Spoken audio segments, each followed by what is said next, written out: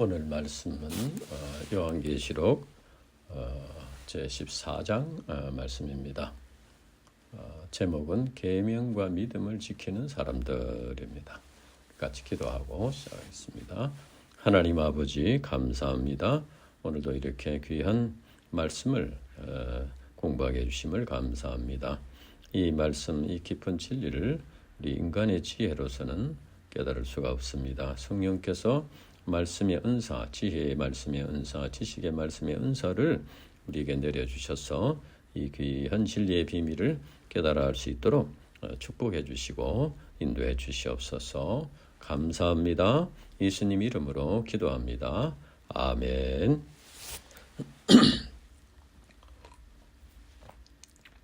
오늘 여절 말씀은 14장 12절 말씀입니다. 성도들의 인내가 여기 있나니 그들은 하나님의 계명과 예수에 대한 믿음을 지키는 자니라. 이 요한계시록 14장의 말씀은 계시록이 기록된 7 삽입 계시 중에 다 6번째로서 말세 대환란 후에 나타날 우주와 역사의 최종적 종말과 심판 그리고 구원이 완성되고 승리한 신자들의 모습을 미리 보여줍니다. 이를 통해서 우리 신자들이 어떻게 종말에 다가올 극심해지는 환란과 박해를 이기고 최후 승리를 얻을 수 있는가 하는 것을 가르쳐 줍니다. 1절에 보면 이제 사도 요한이 환상을 봅니다. 또 내가 보니 보라 어린 양이 시온산에 섰고 그와 함께 14만 4천이 서 있는데 그들의 이마에는 어린 양의 이름과 그 아버지의 이름을 쓴 것이 있더라. 시온산은 본래 예루살렘 동남쪽 기드론과 드로베온 골짜기 사이에 봉우리를 가리킵니다. 그런데 솔로몬이 거기에 성전을 세우고 예루살렘 성을 통치해온 이후로는 예루살렘 도성이 있는 곳을 지칭하는 명칭이 되었습니다. 그리고 상징적으로는 하나님이 계신 곳, 즉 새 예루살렘인 새 하늘과 새 땅을 가리킵니다. 성경에 예수님의 이름이 신분이나 사역이나 성품이나 신자들과의 관계에 따라서 여러 가지로 나타나 있습니다.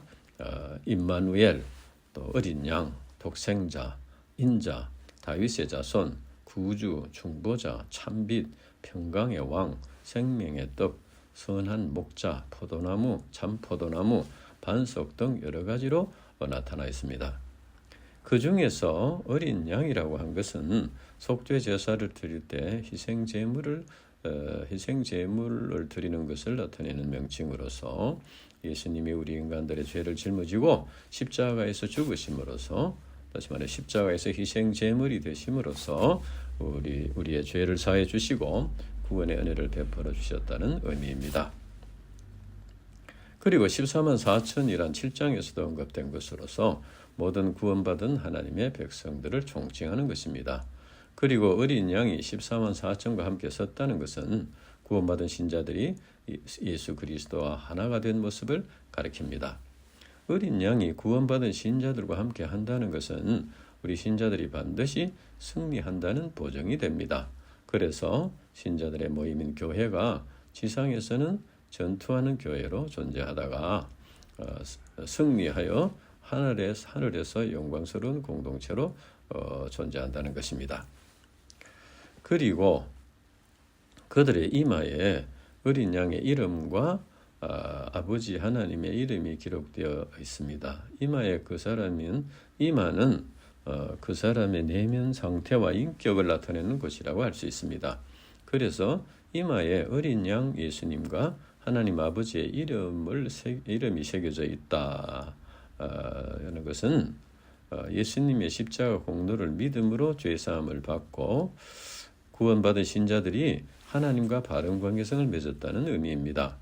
즉 창조주와 피조물, 아버지와 아들, 주인과 소유의 관계가 되었다는 것을 나타내 줍니다.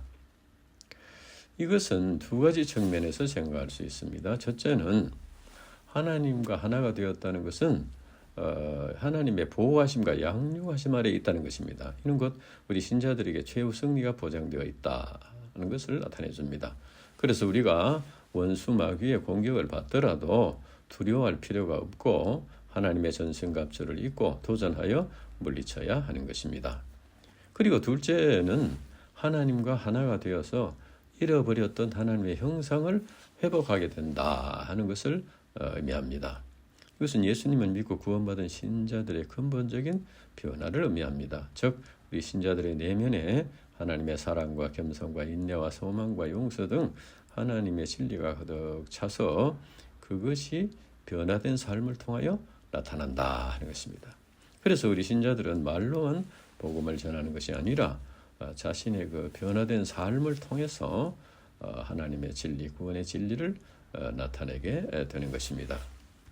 그래서 요한은 그리고 그때 세례요한이 또 이제 어떤 음성을 듣게 됩니다. 2절에서 3절. 내가 하늘에서 나는 소리를 들으니 많은 물소리와도 같고 큰 우르의 소리와도 같던데 내가 들은 소리는 금은고 타는 자들이 그 금은고를 타는 것 같더라. 그들이 보좌 앞과 내 생물과 장로들 앞에서 새 노래를 부르니 땅에서 속량함을 받은 14만 4천 밖에는 능히 이 노래를 배울 자가 없더라. 많은 물소리와도 같고 큰 우레 소리와도 같다는 것은 그만큼 위험이 있고 장엄한 소리가 나타나는 것입니다. 그리고 그 소리가 그 문구를 타는 소리와도 같았다는 것은 단순한 소리가 아니라 하모니를 갖춘 아름다운 찬양이었음을 나타내 줍니다. 이것은 어린 양의 공로로 구원받고 하늘에 올라간 신자들의 승리의 노래인 것입니다. 그런데 그들이 보좌 앞과 내 생물과 장로들 앞에서 새 노래를 부른다고 했습니다. 즉 이 노래는 이미 내 생물과 24장로들이 보좌 앞에서 불렀고 이제는 많은 하나님 나라 백성들이 그들 앞에서 부른다는 것입니다. 그런데 여기서 새 노래를 배운 자라고 한 것은 무슨 의미일까요? 이는 곧 승리의 노래는 다른 신자들을 따라 부르는 것이 아니고 각자 배워서 불러야 한다는 것입니다. 즉 승리의 노래는 자기의 신앙에서 우러나오는 것이 되어야 한다 하는 의미입니다. 성경 시편을 비롯한 많은 찬양들이 있습니다.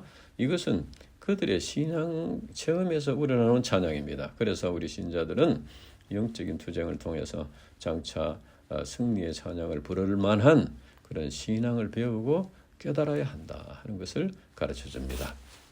그러면 어린 양과 함께 시온산에 서서 새 노래를 부르는 신자들의 특징이 어떠한가? 4절과 5절. 이 사람들은 여자와 더불어 더럽히지 아니하고 순결한 자라. 어린 양이 어디로 인도하든지 따라가는 자며 사람 가운데서 속량함을 받아 처음 익은 열매로 하나님과 어린 양에게 속한 자들이니 그 입에 거짓말이 없고 흠이 없는 자들이더라.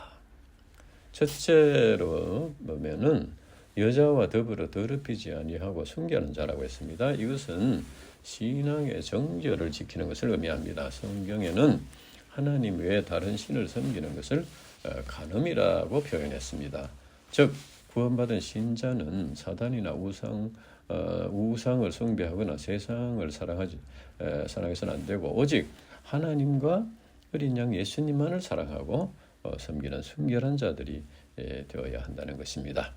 둘째는 어린 양이 어디로 인도하든지 따라가는 자라고 했습니다. 이것은 주님께 대한 절대적인 신뢰, 순종, 충성을 말합니다. 어디로 인도하든지. 그런데 여기서 시제를 보면은 wherever he goes, 현재형입니다. 즉 현재 주님께서 가시는 길을 따라간다는 것입니다. 그러면 예수님께서 이미 성천하셔서 하나님 우편에 계시는데 현재 예수님이 가는 길을 따라간다는 것은 무슨 의미일까요? 그것은 우리가 현재 주어진 상황에서 주님이라면 어떻게 하시겠는가 하는 것을 깨달아서 그 길을 따라간다는 것입니다. 즉 신자들이 자기 나름대로 길을 정해서 정하고 또는 한계를 정해놓고 그 길로만 가려고 하는 것은 올바른 신앙이 아니라는 것입니다. 예수님이 가신 길은 십자가의 길이고 고난의 길인데 그 예수님을 따라갈 때 하나님 나라에까지 들어가게 된다 하는 것입니다. 셋째 속량함을 받아 처음 익은 열매로 하나님과 어린 양에 속한 자들이라고 했습니다. 하나님께서는 처음 익은 열매를 하나님께 바치라고 명하셨습니다. 그래서 이 말씀은 신자들이 하나님께 드려지는 제물이라는 것입니다. 그리고 처음 익은 열매는 모든 열매의 대표로서 그 다음 열매들이 계속해서 나온다 하는 의미입니다. 이것은 구원받은 신자들이 자신을 온전히 하나님께 드릴 뿐 아니라 복음을 전파함으로써 열매들이 맺히게 해야 한다 하는 것을 가르쳐 줍니다. 일단 네 번째는 입에 거짓말이 없고 흠이 없는 자들이라고 했습니다. 입에 거짓말이 없다는 것은 거짓의 아비인 마귀를 따르지 않는다는 말입니다. 그리고 흠이 없다는 것은 성령의 인도하심을 받아서 성결한 삶을 산다는 것입니다. 그 다음에는 이제 14만 4천의 노래에 이어서 그 다음에는 세 천사의 메시지가 나옵니다. 6절 첫 번째 천사가 영원한 복음과 임박한 심판을 선포합니다. 6절에서 7절. 또 보니 다른 천사가 공중에 날아가는데 땅에 거주하는 자들 곧 모든 민족과 종족과 방언과 백성에게 전할 영원한 복음을 가졌더라. 그가 큰 음성으로 이르되 하나님을 두려워하며 그에게 영광을 돌리라. 이는 그의 심판의 시간이 이르렀음이니 하늘과 땅과 바다와 물들의 근원을 만드신 이를 경배하라 하더라. 요한이 보니 다른 천사가 공중에 날아가는데 세상 사람들에게 전할 영원한 복음을 가졌다고 했습니다. 여기서 영원한 복음이란 절대 불변의 진리로서 모든 세상 사람들과 온 우주에 운명이 걸려있는 중요한 진리라는 의미입니다. 그때 천사가 큰 음성으로 말했습니다. 하나님을 두려워하라. 이것은 하나님을 경외하라는 것입니다. 그리고 하나님께 영광을 돌리라. 이것은 하나님을 기쁘시게 하고 하나님을 영화롭게 하라는 말입니다. 하나님을 그리고 경배하라 하는 것은 하나님께 예배하라는 의미입니다. 그래서 하늘과 바다와 땅과 모든 근원을 만드신 하나님께 경배하라는 것은 하나님께서 창조주요 주인임을 깨닫고 자기의 삶을 들여서 하나님께 예배하라는 것입니다. 우리 인간이 하나님을 경외하고 하나님을 영화롭게 하고 하나님께 예배하는 삶을 살려면 무엇보다도 하나님과 바른 관계를 맺어야 합니다. 그리고 우리 인간이 하나님과 바른 관계를 맺으려면 죄를 회개해야 합니다. 하나님과 우리 인간을 가로막고 있는 죄를 회개하고 예수님을 믿음으로써 죄 사함을 받았고 구원받아야 한다는 것입니다. 그래서 우리 인간은 하나님께서 계시하신 영원한 복음을 믿어야 하는 것입니다. 그리고 인간에게 복음을 믿어야 할 좀 더 절박한 이유는 하나님의 심판이 다가오기 때문입니다. 하나님께서는 우리 인간에게 구원의 길을 열어주셨지만 죄는 반드시 심판하시는 공의의 하나님입니다. 우리 인간이 이 세상에서 살다가 죽으면 끝이 아니고 죽은 후에는 반드시 심판이 있습니다. 그래서 우리 인간은 영원한 복음을 반드시 믿어야 한다 하는 것입니다. 그 당시 천사가 땅에 거주하는 자들에게 전할 영원한 복음을 가지고 있으면서 큰 소리로 말했는데 이것을 사도 요한이 들었습니다. 이것은 사도 요한으로 하여금 영원한 복음의 내용을 깨닫고 그것을 전파하라는 의미입니다. 하나님께서 천사에게 복음 전파의 사명을 주신 것이 아니라 제자들과 신자들에게 주셨습니다. 그래서 영원한 복음을 믿고 영접함으로써 구원받은 신자들은 그 복음을 전파함으로써 이제 구원의 역사를 이루어야 하고 또 그걸 통해서 하나님께 영광을 돌리라 하는 것입니다. 이제 지금까지는 첫째 천사가 영원한 복음과 임박한 심판을 선포하라는 것이고 두 번째 천사는 이제 큰 성 바벨론의 멸망을 예고합니다. 8절. 또 다른 천사 곧 둘째가 그 뒤를 따라 말하되 무너졌도다 큰 성 바벨론이요 모든 나라에게 그의 음행으로 말미암아 진노의 포도주를 먹이던 자로다 하더라. 큰 성 바벨론은 사단 마귀가 사로잡고 있는 악의 세력을 가르칩니다. 그리고 바벨론은 그 당시 하나님을 대적하고 성전을 파괴한 로마를 가리키기도 합니다. 그런데 아직도 악의 세력, 사단 마귀의 세력은 완전히 무너지지 않았는데도 무너졌도다 하며 과거형을 사용하고 있습니다. 이것은 반드시 무너지게 하겠다는 의지를 나타내는 말입니다. 이것은 운동 경기가 끝나지 않았지만 반드시 이길 것을 확신하고 이겼어! 이렇게 말하는 것과 같습니다. 모든 나라에게 그의 음행으로 말미암아 진노의 포도주를 먹이던 자로다. 이 말은 세 번역에는 바벨론은 자기 음행으로 빚은 진노의 포도주를 모든 민족에게 마시게 한 도시다라고 했습니다. 여기서 음행은 육신의 음행도 말하지만 그보다도 영적인 음행, 즉 하나님을 사랑하지 않고 세상을 사랑하는 행위를 이제 음행이라고 표현합니다. 바벨론과 로마는 자기들만 타락한 것이 아니라 주위 다른 나라에까지 그 죄악을 전염시켜서 타락하게 만들었습니다. 이는 그들의 악영향이 그만큼 크다는 것을 나타냈습니다. 오늘날도 이미 사단 마귀의 종 노릇을 하면서 신자들을 넘어뜨리려고 교회를 파괴하는 악의 세력들이 활동하고 있습니다. 그래서 우리 신자들이 믿음으로 살려고 하지만 이러한 사단 마귀의 해방으로 인해서 믿음을 잃어버리고 의심에 빠져서 이렇게 실족하는 경우가 있습니다. 그래서 복음의 능력이 무엇인가? 하나님이 정말 살아계시는가? 이런 의심이 들 때가 있습니다.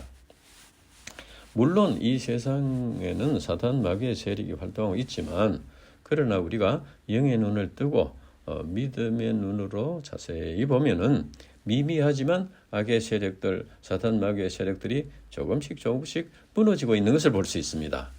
그래서 우리는 이제 우선 이래 보기에 악의 세력, 사단 마귀의 세력이 강한 같이 보여도 우리는 그 마귀의 세력들, 악의 세력들을 향해서 너는 망했어, 우리가 이겼어, 이렇게 참 확신 있게 소리치면서 믿음으로 이겨나가야 한다는 것입니다.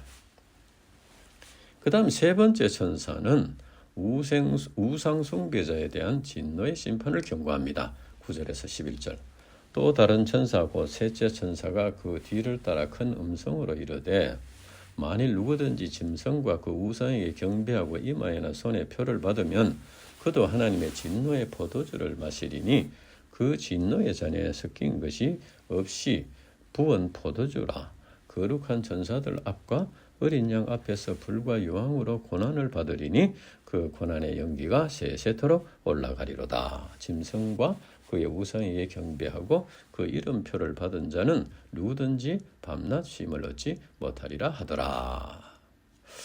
여기서 짐승과 그의 우상에게 경배하고 이마에나 손에 표를 받는다는 것은 눈에 보이는 어떤 표식이라기보다는 영혼과 마음과 인격이 사단 마귀에게 사로잡혀서 사단 마귀의 종의 삶을 살게 되는 것을 가리킵니다. 이들은 하나님의 진노의 포도주를 마실 것이라고 했습니다. 그런데 그 진노의 잔에 섞인 것이 없이 부은 포도주라고 한 것은 포도주 원액을 그대로 준다는 의미입니다. 그만큼 독한 술이라는 것인데 하나님의 진노가 그만큼 크다는 것을 나타내 줍니다. 그리고 그들이 거룩한 전사들과 어린 양 앞에서 불과 용왕으로 고통당하며 고난의 연기가 세세토록 올라간다는 것은 영원한 하나님의 불심판, 유황불 심판을 받는다는 말입니다. 그래서 그들은 밤낮 쉼을 얻지 못한다고 했습니다. 하나님을 믿지 않는 세상 불신자들이 한순간 안식을 얻기 위해 짐승에게 경배하고 우상을 섬기지만은 결국에는 영원히 안식을 얻지 못하고 유황불 심판을 받고 극심한 고통을 당하게 된다 하는 것입니다.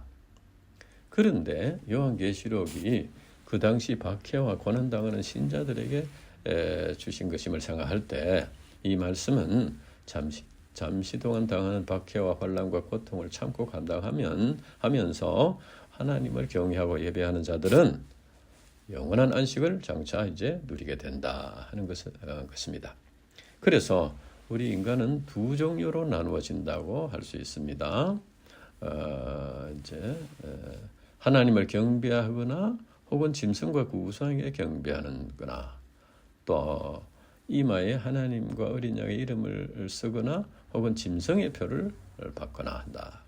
그리고 또 잠시 안식을 얻고자 하다가 영원한 진노와 지옥 형벌을 받거나 혹은 일시적인 박해와 고난을 당하지만 영원한 천국의 안식을 누리는 자, 이렇게 구분이 된다는 것입니다. 그래서 우리 신자들은 사탄 마귀의 속임수에 넘어가지 말고 하나님을 경외하고 예배하는 삶을 살아야 한다는 것입니다.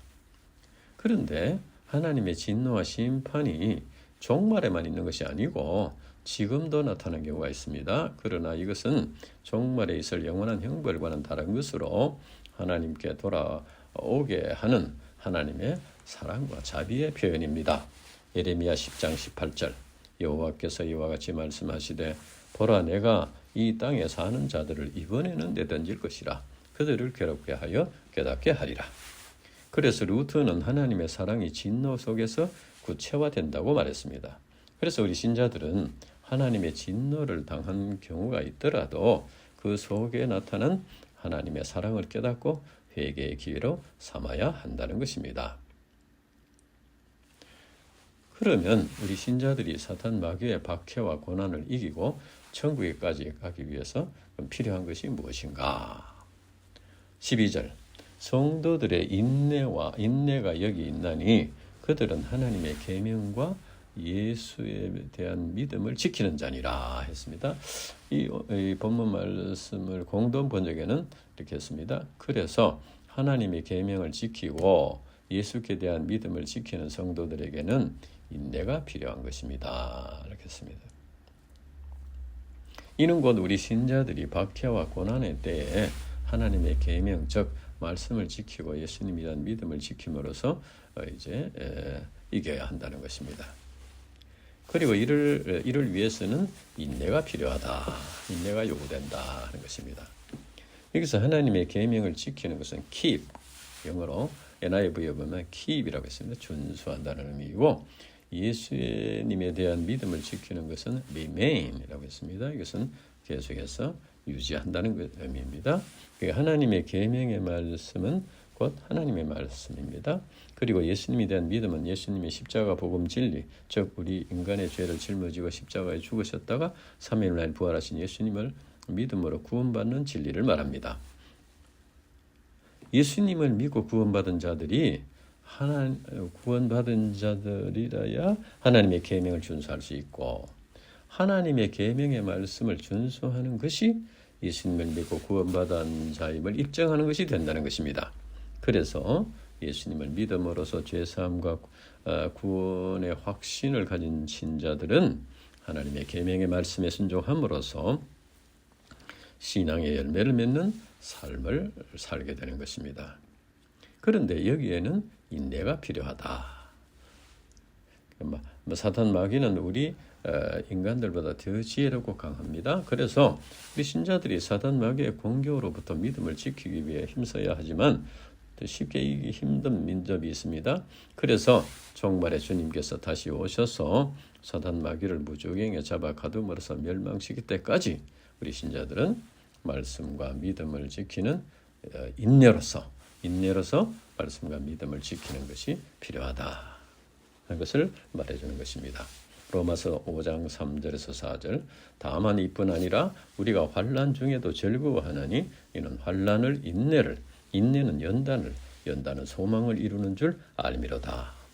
오늘날 우리 신자들이 사단 마귀의 공격으로 인해서 우리 자신이 믿음을 지키고 자녀들과 또 양들에게 복음을 가르치는 쳐서 구원받으러 돕는 것은 참 쉽지 않습니다. 그래서 꾸준히 기도함으로써 성령의 도우심을 받아야 합니다. 우리 자신이 영적으로 성장하고 자녀들과 양들이 복음 진리를 깨닫고 변화보고 성장할 때까지 인내로서 이렇게 감당해야 한다는 것입니다. 그러면 인내로서 믿음을 지킨 자들에게 어떤 은총이 임하게 되는가? 13절. 또 내가 들으니 하늘에서 음성이 나서 이르되 기록하라. 지금 이후로 주 안에서 죽은 자들은 복이 있도다 하시며 성령이 이르시되 그러하다. 그들이 수고를 그치고 쉬리니 이는 그들의 행한 일이 따름이라 하시더라. 하늘에서 음성이 나서 이르되 성령이 이르시되 라고 하는 이 말씀을 볼 때 하나님께서 성령을 통해서 말씀하시는 것이 사도 요한에게 들렸다는 것입니다. 그리고 기록하라고 말씀하신 것은 그만큼 중요하다는 것을 강조하는 것입니다. 그리고 주 안에서 죽은 자들은 순교자들을 비롯한 구원받은 모든 신자들을 가리킵니다. 그리고 그들이 수고를 그치고 쉬리니라는 말은 이 세상에서 사탄 마귀의 권세와 싸우며 말씀을 지키고 믿음을 지키기 위해서 힘써 투쟁한 우리 신자들이 장차 하나님 나라에 들어가서 더 이상 이제 참 그러한 수고를 하지 않고 참된 힘을 얻게 된다 하는 것을 의미합니다. 그리고 그들의 행한 일이 따름이라. 그들의 행한 따름이라. 이것은 그들이 행한 일이 그들을 따라다닌다는 말입니다. 즉 그들이 말씀에 순종하여 행한 모든 일이 하나님 나라에까지 따라가서 그들의 믿음을 뒷받침해 준다는 것입니다. 물론 우리 신자들이 구원받는 것은 이제 행위로 받는 것이 아니고 예수 그리스도의 십자가의 공로를 믿음으로 받는 것입니다. 그러나 신자들이 행한 일들이 예수님의 복음 진리를 믿고 구원받은 신자임을 입증해 준다는 것입니다. 아브라함은 고향과 친척과 아버지 집을 떠나서 하나님께서 보여주시는 땅으로 갔습니다. 또 이스마엘을 내보내라는 명령에 순종해서 또 아픔을 감당했습니다. 또 이삭을 번제로 바치라는 참 아주 심각한 이런 말씀에 순종함으로써 언약의 말씀을 믿는 믿음을 입증하게 된 것입니다. 주 안에서 죽은 자들은 복이 있도다. 죽음은 죄의 결과인데 그런데 주 안에서 죽은 자들이 복이 있다는 것은 무슨 의미일까요? 주 안에서 죽은 자들에게는 죽음이 영생과 하나님 나라로 가는 통로가 된다는 것입니다. 주 안에서 죽은 자들에게는 즉 썩어 없어질 몸이 죽어야만 새로운 몸으로 부활을 해서 하나님 나라에 들어가게 된다는 것입니다. 그래서 주 안에서 죽은 자들은 복이 있다 하는 것입니다. 그러면 인내하며 하나님의 계명과 예수님에 대한 믿음을 지킨 신자들은 어떻게 됩니까? 14절에서 16절. 또 내가 보니 흰 구름이 있고 구름 위에 인자와 같은 이가 앉으셨는데 그 머리에는 금물류관이 있고 그 손에는 예리한 낯을 가졌더라. 또 다른 천사가 성전으로부터 나와 구름 위에 앉은 이를 향하여 큰 음성으로 외쳐 이르되 당신의 낯을 휘둘러 거두소서. 땅의 곡식이 다 익어 거둘 때가 이르렀음이니이다 하니 구름 위에 앉으시니가 낯을 땅에 휘두르매 땅의 곡식이 거두어지니라. 구름 위에 인자와 같은 이가 앉았다는 것은 곧 다시 오실 예수 그리스도를 가리킵니다. 그 머리에 금면류관이 있다는 것은 통치권과 왕권을 상징하는 것입니다. 그리고 낯은 주소하는 도구인데 알곡을 거두어 드린다는 것입니다. 그리고 천사가 당신의 낯을 휘둘러 거두소서라고 외치는 것은 하나님의 명을 받아 예수님에게 전달하는 말입니다. 그래서 장차 재림하신 예수 그리스도께서 낯을 휘둘러 알곡을 주소해서 하나님 나라로 인도하신다는 것입니다. 그러나 믿지 않는 자들은 어떻게 되는가? 17절에서 20절. 또 다른 천사가 하늘에 있는 성전에서 나오는데 역시 예리한 낯을 가졌더라. 또 불을 다스리는 다른 천사가 제단으로부터 나와 예리한 낯 가진 자를 향하여 큰 음성으로 불러 이르되 네 예리한 낯을 휘둘러 땅에 포도송이를 거두라. 그 포도가 익었느니라 하더라. 천사가 낯을 땅에 휘둘러 땅에 포도를 거두는 하나님의 진노의 큰 포도주 틀을 던지며 성 밖에서 그 틀이 밟히니 틀에서 피가 나서 말굴레까지 닿았고 1600 스타디온에 퍼졌더라. 다른 천사가 예리한 낯을 가지고 하늘에 있는 성전에서 나왔다는 것은 하나님으로부터 보냄을 받았다는 것입니다. 그리고 불을 다스리는 또 다른 천사가 제단으로부터 나와서 낫을 가진 천사에게 낫을 휘둘러 포도송이를 거두라고 말했습니다. 여기서 불과 포도송이를 거두는 것은 악의 세력에 대한 하나님의 심판을 상징합니다. 그리고 천사가 낫을 휘둘러 포도를 거두어 하나님의 진노의 포도주 틀에 던지니 피가 흘러나왔다고 했습니다. 그리고 말굴레는 말의 재갈을 물리는 것으로 약 1.5m 높이이고 1600 스타디온은 300km의 길이로서 이곳에 피가 가득 찼다는 것은 그만큼 하나님의 심판이 처절하다 하는 것을 나타내 줍니다. 1600은 땅의 수인 4와 세상의 만수인 10을 곱한 40의 제곱수로서 이 세상의 만수를 의미합니다. 그래서 이것은 그 누구도 이 심판을 피할 수 없다 하는 것을 나타내 주는 것입니다. 오늘 본문 말씀은 장차 있을 하나님의 심판과 영광스러운 승리를 우리 신자들에게 미리 보여주신 것입니다. 이 세상은 사단 마귀가 지배하고 있습니다. 그래서 종말이 가까이 올수록 점점 더 사단 마귀의 공격이 극심하게 됩니다. 즉 사단 마귀가 하나님의 최종 심판을 앞두고 마지막에 발악을 한다는 것입니다. 그러나 우리 신자들에게는 하나님 나라의 소망과 평안이 약속되어 있고 교회에는 승리가 보장되어 있습니다.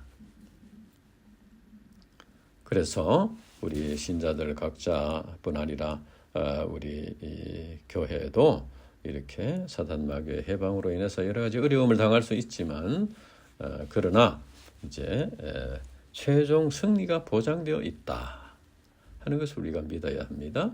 그러나 물론 여기에는 우리의 인내와 믿음이 필요합니다. 그래서 우리는 인내함으로 예수님이 가신 길을 따라가며 말씀과 믿음을 지킬 때 승리를 체험하고 승리의 찬송을 부르며 하나님 나라에 이르게 될 것을 믿습니다. 기도하고 마치겠습니다. 하나님 아버지 감사합니다. 오늘도 귀한 말씀을 우리에게 주심을 감사합니다. 하나님 아버지, 참 이제 이 세상은 아직도 사단 마귀가 지배하고 있고 이제 주님이 다시 오실 날이 가까울수록 사단 마귀가 마지막 발악으로 이제 우리 신자들을 유혹하고 시험하고 교회를 공격하고 이렇게 하고 있지만 그러나 이제 근본적으로 승리가 우리에게 보장되어 있다는 것을 믿고 인내와 믿음으로써 이것을 이제 이겨나갈 수 있도록 도와주시고 마지막 하나님 나라의 소망을 이룰 수 있도록 인도해 주시옵소서. 감사합니다. 예수님 이름으로 기도합니다. 아멘.